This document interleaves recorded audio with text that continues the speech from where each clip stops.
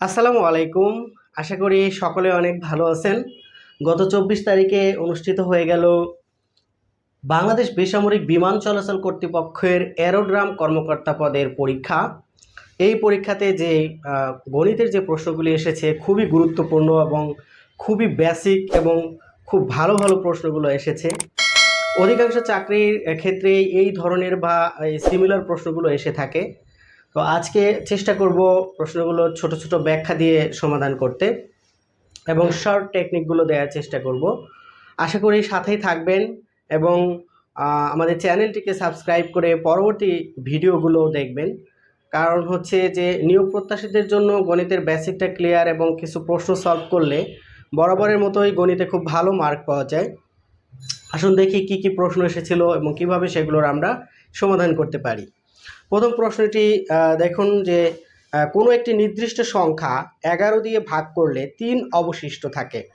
যদি সংখ্যাটি 4 গুণকে 11 দিয়ে ভাগ করা হয় তাহলে অবশিষ্ট কত থাকবে? আমরা দুটি টেকনিক এখানে ইউজ করতে পারি, ইউজ করে এটা সমস্যার সমাধান করতে পারি। দেখুন 11 দিয়ে ভাগ করা যায় এরকম একটি সংখ্যা আমরা চিন্তা করে নেই প্রথমে, এবং তার সাথে 3 যোগ করে দিলেই 3 অবশিষ্টর ব্যাপারটা বোঝা যাবে। আমরা 11 এখানে লিখলাম, গুণ দিয়ে দিচ্ছি 2, 11 দুগুণে 22, যোগ দিচ্ছি 3, তাহলে হচ্ছে কত? 25। এই যে 25 সংখ্যাটি পাইলাম, এই 25 সংখ্যাটিকে এখন যদি আমরা এর 4 গুণকে আবার 11 দিয়ে ভাগ করি তাহলে 1 অবশিষ্ট থাকবে। তো এটা যে কোনো সংখ্যায় আপনারা মনে করে নিতে পারেন বা ধরে নিতে পারেন। যেমন 11 গুণ দিয়ে দিলাম হচ্ছে 3 যোগ 3, যেহেতু 3 এখানে অবশিষ্ট থাকছে তাহলে 33 এবং 3 হচ্ছে 36। এই 36-এর 4 গুণকে যদি আবার আমরা 11 দিয়ে ভাগ করি তাহলেও 1 অবশিষ্ট থাকবে। ব্যাপারটি অন্যভাবে চিন্তা করা যায় যে যখন আমরা এখানে বলা হয়েছে যে কোনো একটি নির্দিষ্ট সংখ্যা 11 দিয়ে ভাগ করলে 3 অবশিষ্ট থাকে, তাহলে সেই নির্দিষ্ট সংখ্যাকে যদি 11 দিয়ে গুণ করি, গুণ করে তার সাথে 3 যোগ করি তাহলে সেই সংখ্যাটি কিন্তু পাওয়া যায়। আবার এটার 4 গুণ মানে এই যে 3, এটার যখন আমরা 4 গুণ করব সংখ্যাটি তখন কিন্তু এই যে অতিরিক্ত যে 3 এটারও কিন্তু 4 গুণ হবে। সেক্ষেত্রে এই অতিরিক্ত 3-এর 4 গুণ মানে হচ্ছে 12, আর 12কে 11 দ্বারা যদি আমরা ভাগ করি তাহলে সবসময়ের জন্য কি হবে? 1 অবশিষ্ট থাকবে। এই যে 1 অবশিষ্ট থাকে। তাহলে আমরা একটু আরেকবার 25 হোক 36 হোক আর এখানে আপনার 11 গুণ হচ্ছে 4 দিয়ে দিলাম, যোগ 3 44, আর 3 হচ্ছে 47, 47-এর ক্ষেত্রেও কিন্তু একই ঘটনা ঘটবে। তাহলে ঘটনাটা আমাদের কি? আমরা সেই সংখ্যাটি নিলাম, তাহলে সংখ্যাটি আমরা ছোট দিয়ে হিসাব করি যে 11 গুণ হচ্ছে 2 যোগ 3 পাওয়া যাচ্ছে 25। এই সংখ্যাটির 4 গুণ হচ্ছে 100। 100কে যদি আমরা ভাগ করি 11 দিয়ে তাহলে দেখুন যে 9 বার গেলে হচ্ছে 99, থাকছে 1, এই তো 1 অবশিষ্ট থাকে। তাহলে আমরা এটাই উত্তর পেয়ে গেলাম কত? 1। কোনো একটি সংখ্যাকে 11 দিয়ে ভাগ করার পর যদি 3 অবশিষ্ট থাকে তাহলে সংখ্যাটি হবে 11-র সাথে সেই সংখ্যাটির গুণ দিয়ে 3 যোগ ওই উক্ত সংখ্যাটিকে 4 গুণকে আমরা 11 দিয়ে ভাগ করলে সবসময় 1 অবশিষ্ট থাকবে। আশা করি বুঝতে পেরেছেন। একটু ব্যতিক্রম চিন্তা করেই বের করতে হয়েছে সমস্যাটি। এরপরে দেখুন খুবই সহজ, আমরা লিখে নেই √3, তারপরে ঘনরুট, তারপর x³ এটার সমাধান আমরা কিভাবে করব। দেখুন এসএসসিতে 9-10 বইয়ে 4.1 এবং 4.2-তে কিন্তু সূচক এবং লগারিদম রয়েছে। সূচকের ক্ষেত্রে একটা সূত্র রয়েছে এরকম n√x, এরকম হলে এই যে রুটের ভিতরে অর্থাৎ এই মুখের ভিতরে যেটা থাকে সেটা কিন্তু পাওয়ার 1 হয়ে যায় 1/x⁴ তো সেম কাজটা আমরা এখানে যদি করি তাহলে দেখা যাচ্ছে √3, আমরা এই নিচেরটাকে আগে করতে হবে এই ঘন রুট, তাহলে হচ্ছে x³ × 1/3। দেখুন এই 3 3 কাটা যায়, নর্মাল x হচ্ছে √3x, এর মানে হচ্ছে x⁴ সুতরাং অ্যান্সার হবে x⁴ এরপর দেখুন 5 সেন্টিমিটার ব্যাসের বৃত্তের কেন্দ্র হতে 3 সেন্টিমিটার দূরত্বে অবস্থিত জ্যায়ের দৈর্ঘ্য কত হবে? আমরা বৃত্ত এঁকে তারপরে দেখি। হ্যাঁ, আঁকতে হলে সহজেই সমাধান বের হয়ে যাবে। আমরা একটি বৃত্ত এঁকে নিচ্ছি, মনে করছি যে এটা হচ্ছে সেন্টার, তাহলে এই বরাবর যেটা রয়েছে সেটা ব্যাস, এর অর্ধেক হচ্ছে ব্যাসার্ধ, এটা 5। আর এখান থেকে 3 সেন্টিমিটার দূরে অন্য একটি জ্যা, এই হচ্ছে মনে করি এটা 3 সেন্টিমিটার 3। তাহলে এই যে আমরা যে জ্যা আঁকলাম এই জ্যায়ের দৈর্ঘ্য অর্থাৎ আমরা এই যে জ্যাটা এই জ্যায়ের দৈর্ঘ্যটা আমাদের বের করতে হবে। আমরা সেন্ট্রাল থেকে এটা যোগ করে দেই, যদি যোগ করে দিলে যেটা পাবো এটা আসলে প্রকৃতপক্ষে এই বৃত্তের ব্যাসার্ধ। তো ব্যাসার্ধ কত দেয়া আছে? 5 দেয়া আছে। তাহলে আমাদের এই যে এই জায়গাটায় কি আছে সেটা আমাদের বের করলেই আমরা এই পুরো জ্যাটা বের করতে পারবো। যদি আমরা এই জ্যাটাকে এক্স ধরে নেই তাহলে খুব সহজেই এটা হিসাব করা যাচ্ছে। দেখুন এখান থেকে এই পর্যন্ত এটা আসলে একটা সমকোণী ত্রিভুজ হয়ে গেছে।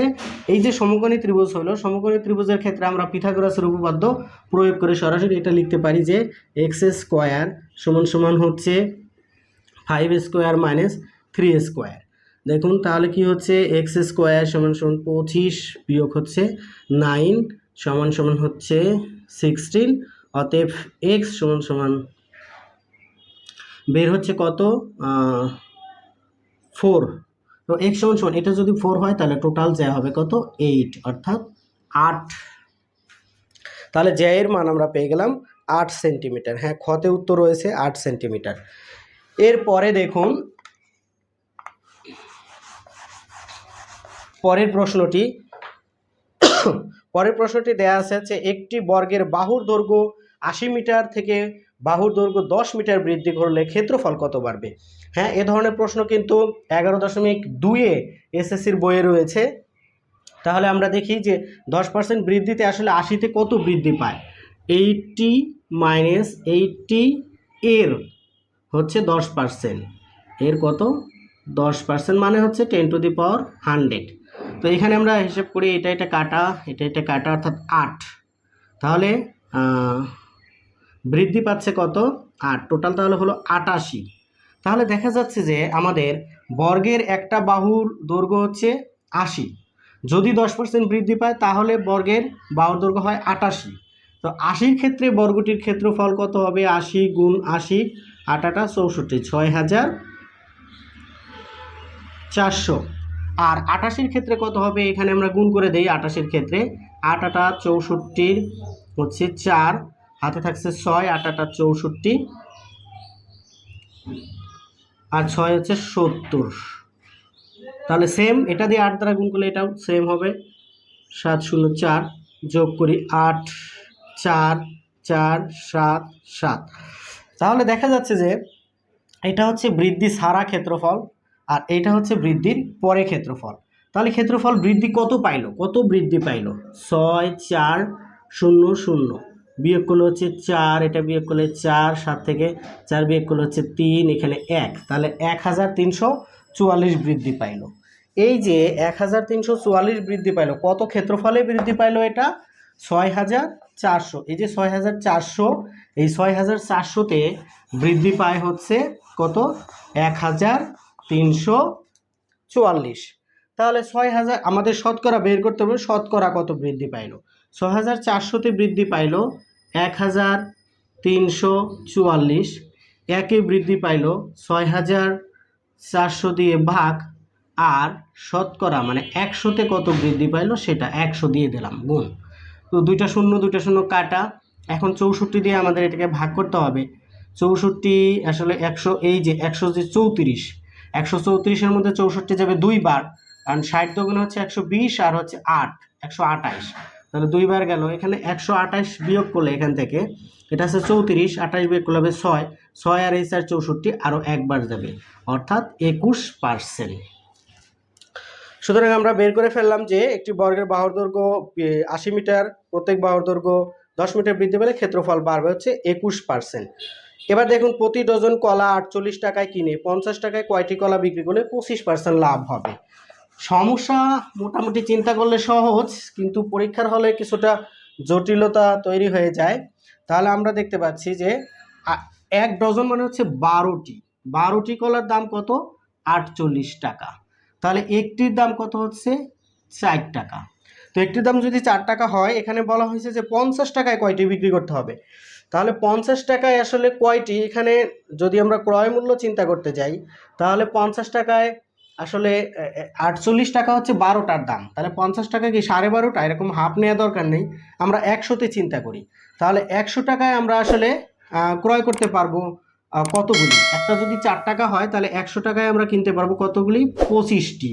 এই যে 25টি, অর্থাৎ 25টি আমরা কিনতে পারবো 100 টাকা দিয়ে। তো এখন 100 টাকা দিয়ে 25টি কিনলে আমাদের 25% লাভ করতে হলে এই 25টি বিক্রি করতে হবে কত? 125 টাকা। যেহেতু আমরা 25% লাভ করতে চাই, সেক্ষেত্রে তাহলে দেখা যাচ্ছে যে এই যে 125 টাকা, 125 টাকায় বিক্রয় করতে হবে কতটি? 25টি।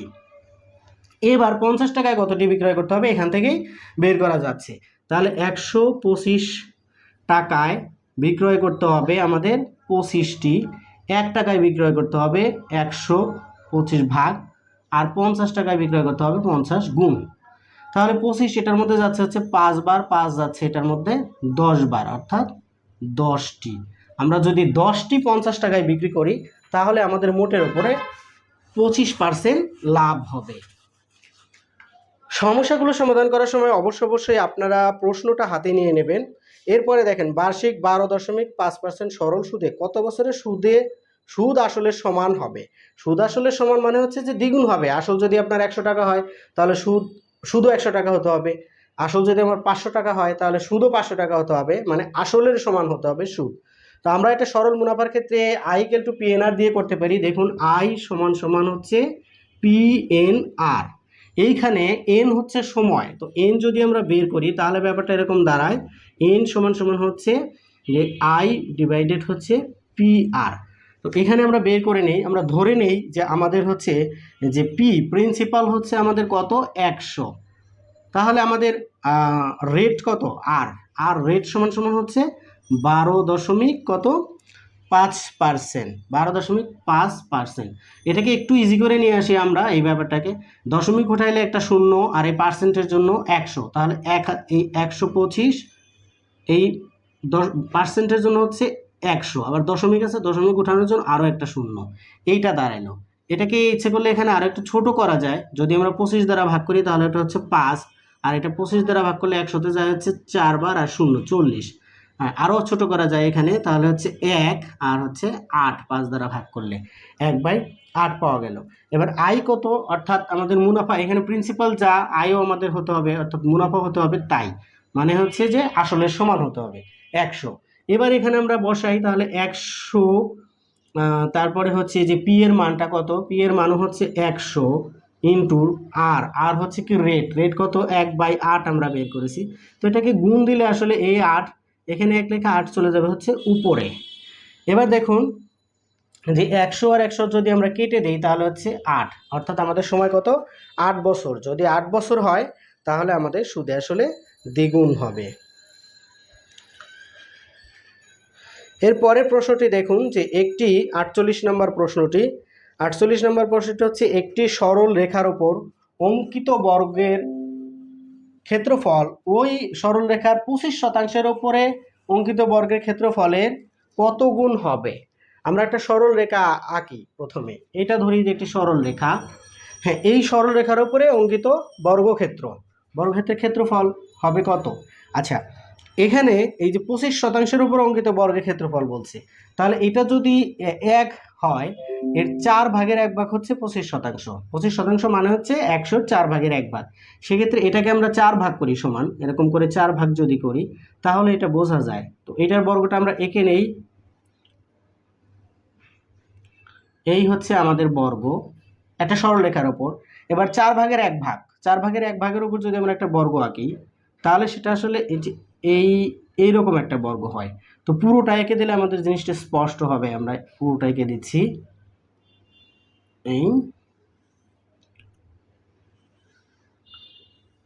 এবারে দেখুন 1 2 3 4, 1 2 3 4, অর্থাৎ 16 গুণ হবে। তাহলে আমাদের এখানে অ্যান্সার কি আছে? 16 গুণ। কত গুণ হবে? 16 গুণ। এছাড়াও আপনি গাণিতিকভাবেও চিন্তা করতে পারেন, হিসাবের ক্ষেত্রেও চিন্তা করতে পারেন যে আপনার যদি একটা এই পরিমাণ একটা হয় যে 4 ভাগ করা যায় এমন একটা সংখ্যা নিয়ে আপনি চিন্তা করেন। ধরেন 12 একটা সংখ্যা নিয়ে চিন্তা করলাম। তাহলে এটা যদি বর্গের ক্ষেত্রে বাহু হয় তাহলে এটার ক্ষেত্রফল কত হবে? 12 12 100 44। আবার এটা ঠিক এটার 25% মানে কত হবে, 4/1 হচ্ছে 3। তো এইটার ক্ষেত্রফলটা কত হবে, 3 × 3 = হবে হচ্ছে 9। এবার 9 দ্বারা এটাকে ভাগ করেন, 9 দ্বারা ভাগ করলে পাওয়া যাবে যে কত গুণ। 9 দ্বারা যদি আমরা এখানে ভাগ করি, দেখুন 9, তো 9 14, 9 14-র মধ্যে যাবে হচ্ছে একবার গেলে এখানে থাকবে কত, 5। 14 থেকে 9 বাদ দিলে 5, 5 6, 14 থেকে 9 বাদ দিলে 5, 5 এখানে 5 আর এর পাশে আছে 4, তাহলে হচ্ছে 54। 54-র মধ্যে 9 কত বার যাবে, 6 নং 54, এই দেখুন 16। তাহলে কত হলো অ্যান্সারটা আমাদের, যে 16 গুণ। তাহলে একটি সরলরেখার উপর অঙ্কিত বর্গের ক্ষেত্রফল ওই সরলরেখার 25% উপর অঙ্কিত বর্গক্ষেত্রের ক্ষেত্রফলের কত গুণ হবে, 16 গুণ হবে। এবার দেখুন যে একটি ত্রিভুজের দুইটি কোণের অনুপাত 3:5, তৃতীয় কোণটি 52 ডিগ্রি হলে ছোট কোণটির পরিমাণ কত। খুবই সহজ, আমরা জানি যে কোনো ত্রিভুজের 3 কোণের সমষ্টি হচ্ছে 180 ডিগ্রি। যেহেতু এখানে অনুপাত দেয়া আছে, তাহলে আমাদের অনুপাতের সাধারণ রাশি ধরে নিতে হবে। ধরে অনুপাতের সাধারণ রাশি হচ্ছে আমাদের x। সেক্ষেত্রে দেখুন তাহলে প্রথম বাহুটা হচ্ছে 3x, প্রথম কোণ, তারপরে কোণটা হচ্ছে 5x, তারপরে কোণটা আমাদের স্পষ্ট করে দেয়া আছে, তৃতীয় কোণটি হচ্ছে 52 ডিগ্রি। এই যে টোটাল তিনটা কোণের সমষ্টি হবে হচ্ছে 180 ডিগ্রি। তাহলে এখান থেকে আমরা x এর মান বের করে নেই। x এর মান দেখুন যে কত হচ্ছে 8x, আর এই 52 যদি আমরা এখান থেকে মাইনাস করে দেই তাহলে হচ্ছে আমাদের 8, তারপর হচ্ছে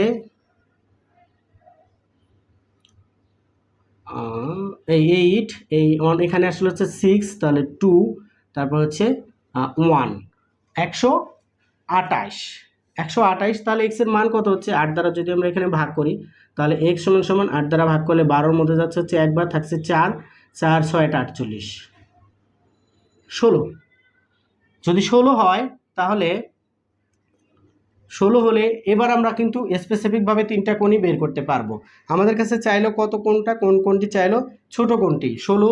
তাহলে এখানে আমরা 16 চিন্তা করি, এখানে x এর মান 16, তাহলে 3 16 হচ্ছে 48, এই হচ্ছে 48 ডিগ্রি ছোট কোণটি। আর পরটা 5 16 হচ্ছে 80 ডিগ্রি হবে তার মাঝের কোণটি, তারপর এটা হচ্ছে 52। সুতরাং এখানে কি হবে, অ্যান্সার হবে 48। প্রশ্নটি দেখুন, 12 বছর আগে জন ও পিয়ারের বয়সের অনুপাত ছিল 4:5। 12 বছর পর তাদের বয়সের অনুপাত হচ্ছে 8:9, তাদের বর্তমান বয়সের অনুপাত কত। তাহলে অনুপাতের সাধারণ রাশি আমাদের ধরে নিতে হবে। আমরা ধরে নেই যে অনুপাতের সাধারণ রাশি x। সেক্ষেত্রে কিন্তু দেখেন এই যে জন আর হচ্ছে কি পিয়ার, তাহলে জনের বয়স কত আছে, এখানে অনুপাত হচ্ছে 4, তাহলে আমরা ধরে নেই 4x, আর এটা ধরে নিচ্ছি আমরা 5x। এটা হচ্ছে পূর্বের, তো 12 বছর আগে এটা ছিল। তাহলে 12 বছর পরে অর্থাৎ বর্তমানে কত, 12 যোগ হবে 12, যোগ এখানেও যোগ 12। এবার দেখেন আরও 12 বছর পরে কত হবে, তাহলে আরও 12 যোগ, এই হচ্ছে যোগ 12। তাহলে বর্তমান বয়সটা আমরা পাইলাম এই যে এইটা, এখানেও বর্তমান বয়স হচ্ছে এটা। তাহলে 12 বছর পরে কত হলো, 4x প্লাস হচ্ছে 24। এখানেও কি হবে, সেম হবে 4 5x প্লাস 24। এইটা হচ্ছে অনুপাত কত, 8/9, 8:9। এখন এখান থেকে x এর মান বের করেন, আমরা এখান থেকে সহজেই হিসাব করতে হবে একটুখানি। আমাদের হচ্ছে এটা 5 8 40 আর 4 9 36, তাহলে এটাই বড় হয়, বড়টা আগে লিখি আমরা। তাহলে 40x প্লাস হচ্ছে এই যে 24 আর 8 গুণ করতে হবে, আমরা 8 আর 24 গুণ না করে আমরা 25 আর 8 গুণ করলে হয় 200, সেখান থেকে 8 বাদ দিলে হচ্ছে 192। হিসাবগুলো এরকম একটু টেকনিক্যালি করতে হবে আর কি। এবার দেখুন 36x আর 24 9 গুণ না করে আমরা 25 9 যদি গুণ করি, অর্থাৎ 9টা 25 যদি গুণ করি, তাহলে হচ্ছে 4টা 25 100, আরও 4টা 25 100, 200, আর একটা 25 হচ্ছে 225। সেখান থেকে যেহেতু এটা 25 থেকে 1 কম, আর আমরা 9 দিয়ে গুণ করেছি, তাহলে আমাদের 9 কমিয়ে দেই আমরা, তাহলে 225 থেকে 9 কমিয়ে দিলে হচ্ছে 216। এবার দেখুন 40 থেকে 36 বিয়োগ করলে 4x, 216 থেকে 192 আমাদের বিয়োগ করতে হবে। তাহলে এখানে হচ্ছে 8 আর এখানে হচ্ছে 16, তাহলে 8 আর 16 হয়ে যাচ্ছে কত, 24। অতএব x এর মান হচ্ছে 4 6 24 6। তাহলে x এর মান যদি 6 হয়, তাহলে আমাদের দেখুন এই যে এখানে জনের বর্তমান বয়স কত হবে, এই যে 4 6 24 আর হচ্ছে 12, 24 আর 12 হচ্ছে 36 অনুপাত এইখানে দেখুন 5 6 30 আর হচ্ছে 12 42, তাহলে হচ্ছে 42। এবার যেহেতু এখানে এটাকে মিনিমাইজ করা যাচ্ছে, আমাদের অনুপাত বের করে দেখাতে হবে তাদের বয়সের। আমরা যদি 6 দ্বারা ভাগ করি তাহলে হচ্ছে 6 অনুপাত 6 দ্বারা ভাগ করলে 6 7 42 7, তাহলে 6 অনুপাতে 6 অনুপাত 7, উত্তর খতে আছে 6 অনুপাত 7। এরপরে দেখুন 51 নম্বর প্রশ্নটিতে রয়েছে x cube plus x square y. আসলে এটা এক্স স্কোয়ার হলে অ্যান্সারটা বের করা হতো, কিন্তু এক্স কিউব থাকাতে আসলে প্রশ্নটি ভুল ছিল গসাগুর। এরপরে প্রশ্নটি দেখুন যে এটা সরাসরি একটি উৎপাদক দেওয়া আছে আর একটি উৎপাদক, আর যেহেতু সমীকরণটা একটা আদর্শ সমীকরণের রূপে আছে, তাহলে আমাদের এটাকে মিডল টার্ম করতে হবে।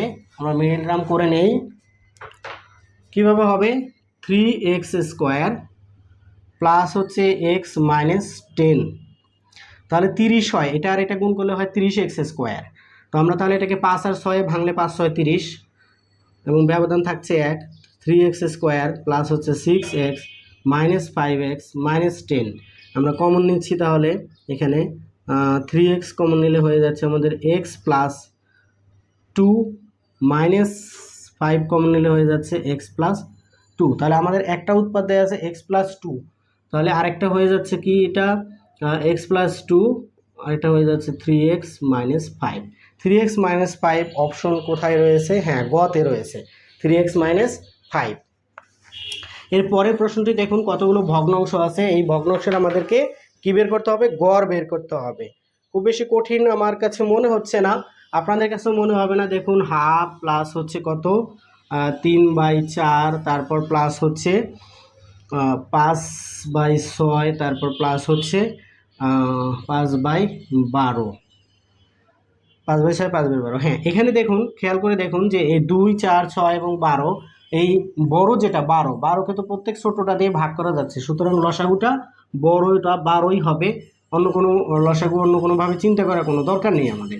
তাহলে 2 যাচ্ছে এখানে 6 বার, 6 যোগ 4 যাচ্ছে 3 বার, 3 3 9 যোগ 6 যাচ্ছে 2 বার, 5 দুগুণে 10 যোগ 12 যাচ্ছে 1 বার 5, তাহলে 6 আর 9 হচ্ছে 15, আর 10 আর 5 15, 15 15 হচ্ছে কত? 30 ভাগ হচ্ছে 12। এইবারে দেখুন অ্যাভারেজ বের করতে বলছে, তাহলে অ্যাভারেজ যদি বের করতে বলে থাকে 1 2 3 4, মানে গড় বের করতে বলছে, তাহলে 4 দ্বারা আমাদেরকে কি করতে হবে? ভাগ করতে হবে।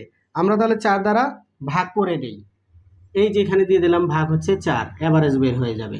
তাহলে আমাদের 30 এখানে 6 দ্বারা ভাগ করলে হচ্ছে 5 6 30, এখানে 6 দ্বারা ভাগ করলে 2, তাহলে 5 4 দুগুণে হচ্ছে 8, এই হচ্ছে অ্যাভারেজ 5/8।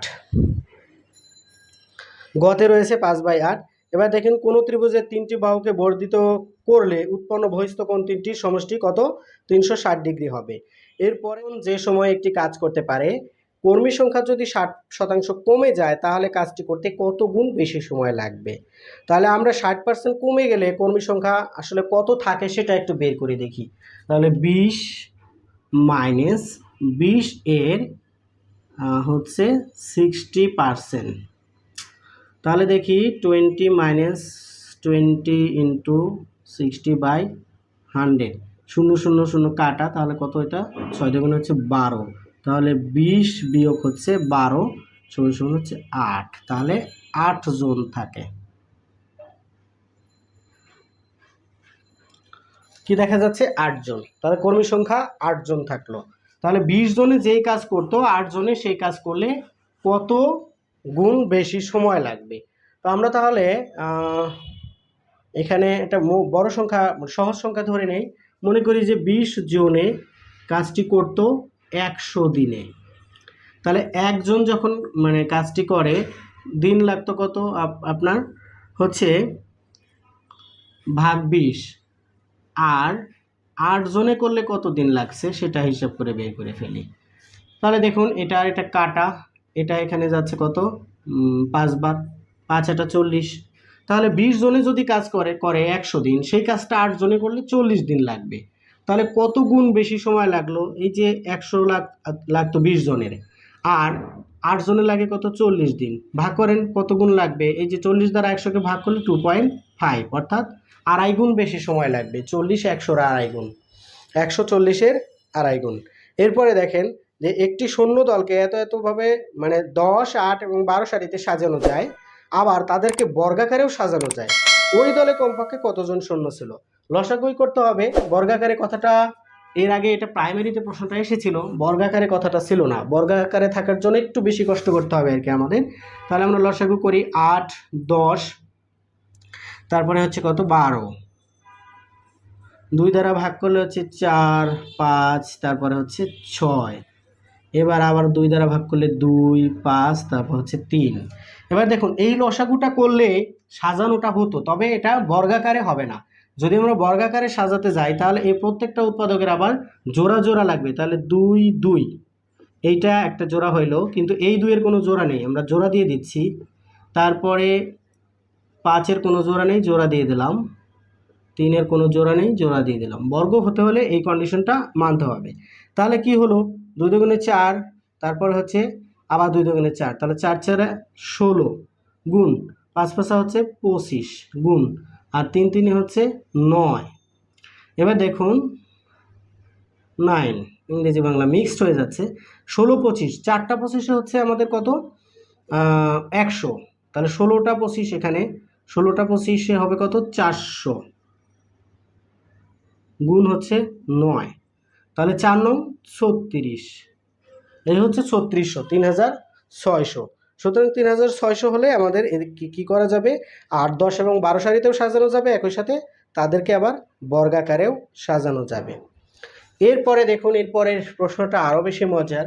1 থেকে 11 পর্যন্ত ক্রমিক স্বাভাবিক সংখ্যার গড় বের করতে বলছে। আমরা দশম শ্রেণীর 13.1 13.2 ধারা পড়েছি, 1 যোগ 2 যোগ 3 যোগ এভাবে ডট ডট ডট যদি n হয়, তাহলে এটা সমষ্টি হয় হচ্ছে n ইন্টু n প্লাস 1/2। তাহলে 11-র ক্ষেত্রে আমরা 11টা হিসাব করি, আমরা 1 2 3 এভাবে ডট ডট ডট, লাস্ট আছে কত 11। তাহলে এটা সমষ্টি কত হবে, সমষ্টি হবে 11 ইন্টু 11 প্লাস 1 12 ভাগ হচ্ছে 2, এটা দ্বারা এটাকে কাটতে হচ্ছে 6, তাহলে কত হলো 6 গুণ 66। আচ্ছা 66 যে হলো, এখন এটার অ্যাভারেজ বের করব আমরা। অ্যাভারেজ বের করলে এখানে সংখ্যা ছিল কতটি, 1 থেকে 11 পর্যন্ত 11টি, তাহলে 11 দ্বারা যদি আমরা এখানে ভাগ করি তাহলে হয় 6, তাহলে অ্যাভারেজ কত 6। হ্যাঁ অ্যাভারেজ 6 ইয়াতে রয়েছে। 58 নং প্রশ্নটি দেখেন, কোনো রম্বসের একটি বাহু একটি কর্ণের দৈর্ঘ্য যথাক্রমে 13 এবং 24, তাহলে রম্বসটির অপর কর্ণের দৈর্ঘ্য কত? এই ধরনের প্রশ্ন কিন্তু 19-এর বইয়ে 16.2 এখানে রয়েছে, চতুর্ভুজের সূত্রাবলী বা চতুর্ভুজের ক্ষেত্রফল। আপনারা দেখে নেবেন, আমার চ্যানেলে 16.2 সবগুলো ক্লাস করে আপলোড করা হয়েছে। রম্বস, তাহলে আমরা রম্বসটা এঁকে নেই। এই হচ্ছে একটা রম্বস, একটা বাহুর দৈর্ঘ্য, রম্বসের সবগুলো বাহুই কিন্তু আসলে সমান হয়, সেক্ষেত্রে একটা বাহুর দৈর্ঘ্য দেয়া আছে 13, তাহলে এই বাহুটা ধরে নেই যে 13 দেয়া আছে, এটা একটা কর্ণ, আবার এইটাও একটা কর্ণ।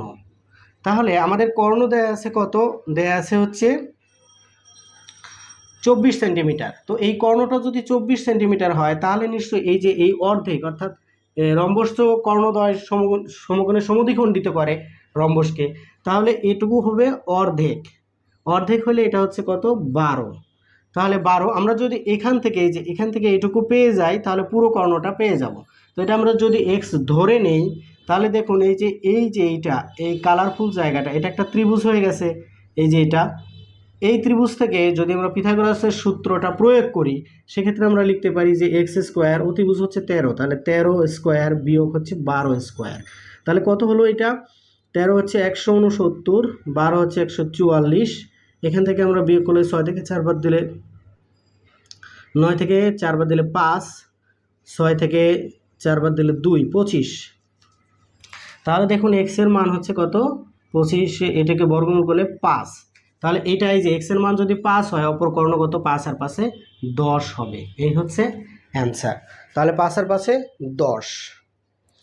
এবার দেখুন 5 অঙ্কের ক্ষুদ্রতম 4 অঙ্কের বৃহত্তম সংখ্যার অন্তর কত? এটা একেবারেই সহজ। 5 অঙ্কের ক্ষুদ্রতম হচ্ছে 1 2 3 4 5, আর 4 অঙ্কের বৃহত্তম হচ্ছে 4টা 9, বিয়োগ করলে হবে 1। বিয়োগ করুন 1। এরপরে একটা দেখেন ধারা দেয়া আছে, ধারাটি আমাদের চিন্তা করতে হবে। এই ধরনের ধারা আমাদের অল্প সময়ের মধ্যেই চিন্তা করতে হবে। দেখুন দেয়া আছে হচ্ছে 1, তারপর 7, তারপর আছে 13, তারপর আছে হচ্ছে কত 19। আমরা দেখি এইটা থেকে এটা ব্যবধান হচ্ছে 6, এটা থেকে এটা ব্যবধান হচ্ছে 6, এটা থেকে এটা ব্যবধান হচ্ছে 6। তাহলে এই যে এটার সাথে যদি আমরা 6 যোগ করি, 19-এর সাথে 6 যোগ করলেই পরের সংখ্যাটা পাওয়া যাচ্ছে। 19 আর 6 হচ্ছে 25। এই হচ্ছে উত্তর আমাদের 25। হ্যাঁ, মোটামুটি এই ছিল আমাদের অ্যারোড্রাম কর্মকর্তা প্রশ্নের সমাধান। এই প্রশ্নটির সমাধান করে বেশ ভালোও লেগেছে, কারণ হচ্ছে প্রশ্নটির যে ম্যাথ সময়ের সাথে এটা একটা স্মার্ট প্রশ্ন ছিল। এ ধরনের ভালো প্রশ্ন সাধারণত ভালো নিয়োগ পরীক্ষাগুলোতে হয়ে থাকে। পরবর্তী সময়ে আমাদের বেসিক গণিত ক্লাস এবং প্রশ্ন সমাধানের জন্য আমাদের সাথেই থাকবেন। অবশ্যই চ্যানেলটিকে সাবস্ক্রাইব করবেন এবং আপনাদের সফলতা কামনা করছি আমাদের স্কুলের পক্ষ থেকে। আপনারা নিয়োগ পরীক্ষাতে সফল হন এবং দেশের জন্য কাজ করুন। আল্লাহ হাফেজ।